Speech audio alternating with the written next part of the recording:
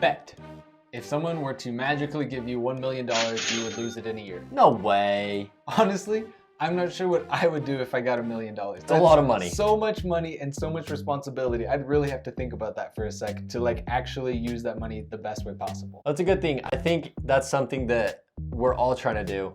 And actually what Jake and I did is we kind of studied and researched a few super successful people. We're talking Bill Gates, Jeff Bezos, our great Jake's favorite Elon Musk. Dude, and he's like really cool though. He is dope. And we studied some of the habits and things that they're doing and how they got to where they are in their lives. And we're gonna see if we can put these into practice and learn what we can do so that we can have this millionaire mindset. Because I want to be successful. I want you guys to be successful. So that's what we're here for. So one of the very first things that came to mind and what we saw from successful people is a lot of these people found a mentor who was able to guide them to success. And I'm not talking like you stalk this person and like watch them and see what they're doing. Like you physically go up and you ask them, will you be my mentor? Can we go to lunch once a week, twice a month, whatever. It's like with Rich Dad, Poor Dad. Robert, he went to his rich dad and his rich dad was his mentor and he helped him become the financial guru and person that he is. Yeah. A lot of these great famous people aren't afraid of failure. They actually see failure as something that they can learn from and they almost get excited when they fail because they say, look, that doesn't work, let me try something else. And they aren't paralyzed by this fear. I think everyone knows this quote. It's the definition of insanity. Something that we should not be doing is just doing the same thing over and over and expecting a different result. If we fail in one thing, that's kind of a sign that we should change something up and try something new instead of just giving up. And that's what they did. There are so many stories of millionaires making $1 million, losing it all, and then making it all back again. Like, how is that? Most people can't even make $1 million once. But like these people learn and then they're boom, they got it. Failure is the greatest teacher. So after reading a couple books, one of these things really jumped out to me and is the successful people don't actually work for money. They work for skills and knowledge. And then they take those skills and that knowledge and then they can apply it and create businesses and become a successful person. And this was actually one of the biggest research projects we kind of went into. Is we were looking at it, we were studying a bunch of these people, what they actually did. It was a recurring theme. Every single person did this. So we realized that if you do this, you'll become successful, you'll have a millionaire mindset. And that's subscribing to our channel and smashing that like button on every video. Really though. Just do it for a sec. I mean, it's a good luck charm. Come on. Why not? This is a very common one, and I'm sure you've all have heard this, that the successful people read lots of books. So me and Ethan have compiled a list of some of our favorite books that have changed our life or changed the lives of many other people. The Automatic Millionaire, Rich Dad, Poor Dad, How to Win Friends and Influence People, The Jackrabbit Effect. It's kind of a weird one, but it's kind of cool. Mindset, The Millionaire Next Door, The Anatomy of Peace, Atomic Habits, Who Moved My Cheese, How Full Is Your Bucket, and Rich Dad's Guide to Investing, or Rich Dad, Poor Dad. Those are just some of our favorite books that we've read, and there are plenty more out there. I would highly encourage anybody to get a library card or get an Audible subscription. These things are awesome. They change your life. There's actually even an app. I don't know the name of the app, but they like summarize books and read it to you. So, check it out, man. If you know what that is, let us know. Another thing that we noticed that a lot of successful people do is they meditate, or they take time to just kind of think about what's going on, calm themselves, bring out their inner peace, focus on their chai, their chi. Are you trying to do that on purpose? I speak Mandarin, actually. 我觉得你好。很好，谢谢。My Chinese teacher meditated in some fancy way. Lots of times what they'll do is they actually dedicate a specific room or a specific place to this meditation or this kind of thinking place. That way, once they go into this place, the creative juices start flowing and they are able to think. And if your creative place is on the toilet, that's exactly what I was thinking. There will be other creative and juices that will be flowing. It is the toilet or the shower. I have my best ideas in the shower, I think. 100%. Next one is an outright skill that you really have to develop. It is the art of saying no. Read my lips. No. One of the coolest things I heard was instead of saying no or instead of saying yes, somebody asks you and you say, let me think about it and I'll get back to you. I thought that was a pretty safe way to say like, give me a second. Very successful people also give very large sums of money and other things of their time to people and to charities.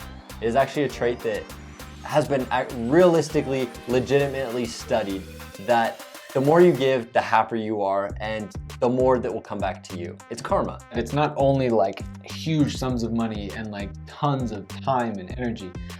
Like the guy who bought me this laptop, I mean, small things. I mean, it was $1,000, like smallish, but the coolest thing that he told me was, if you don't serve when you are poor, you'll never serve when you are successful. Some of the most successful people are actually in the business of people, not in the business of money. They are extremely good at networking with people, talking with people, finding connections and finding resources and pairing up with those people. And it's a very good skill. And that's why that's one of those books, How to Win Friends and Influence People, is so high on the list. A very important trait or characteristic of successful people and people with the millionaire mindset is their bodies. They take care of them. Because how are you able to do something if the machine that is running your mind can't function? So that includes proper exercise, proper nutrition, getting the right amount of sleep. Doing these small things to take care of your body goes so far to be able to give you these ideas and the energy to come up with products. Pro tip, reading a book about infant sleep, because I have a baby, they say some crazy things. They say adults use the word tired, not sleepy. Therefore, like distancing themselves and the responsibility that they need to get sleep. So use the word sleepy more often, and it kind of puts the blame on you that, hey, I did not get enough sleep. Probably one of the most impactful strategies and habits that successful people have is that they do not sweat the small stuff. Small stuff happens, it happened, they can't change it. Let's move on, let's fix it. And let's not worry about the things that aren't like major life-changing things. They only worry about the things that mean a lot. And by doing so, they're able to eliminate so much stress and unneeded anxiety and worry. Dude, I've actually noticed that like that's been like one of the main things that I've been doing lately. And I am significantly less stressed, 100% more carefree. Like in the best way possible, like I don't worry about things that I can't control. Like that's just been something I've been doing so much lately. And it's like, even though I like have so much stuff, it's like, well, I can't do anything about that right now. So like, forget it. It's not a big deal. And it's like raw. And it's like so much easier to like live.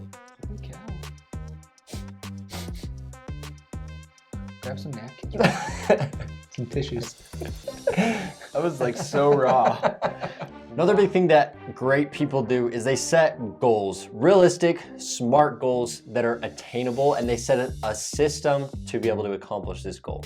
That's something we're huge with here, is making things automatic, having goals, writing them down so you know what you're actually working for.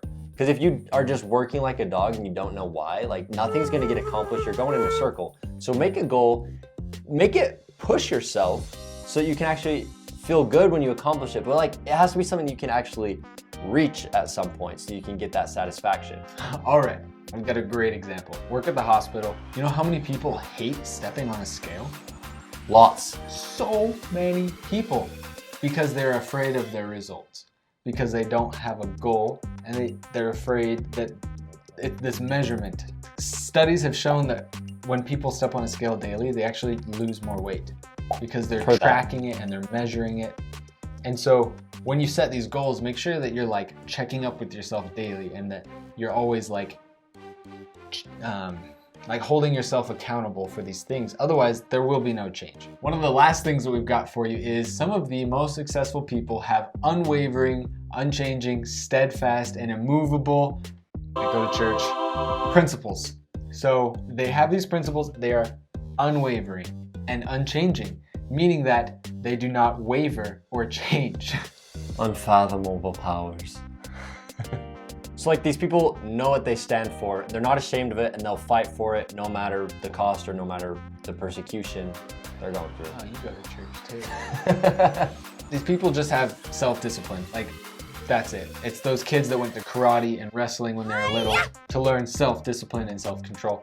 And you cannot cause them to deviate from that pattern, because they know what they want and they know what works for them. So I hope one of these was helpful. I hope you learned a couple new things and you want to try out a couple new things, because I mean, it definitely encouraged us to do a couple new things in our life. And hopefully the one thing that you did find worthwhile in this video is that you found value in this video and you subscribed and you liked and left a comment, because that is the most important thing that you could have done after all is said and done. So We hope you guys liked it. We'll catch you next time. Thank you very much for watching this far. That was like heartfelt from Ethan. There was a couple moments in there that were very genuine, real from the heart.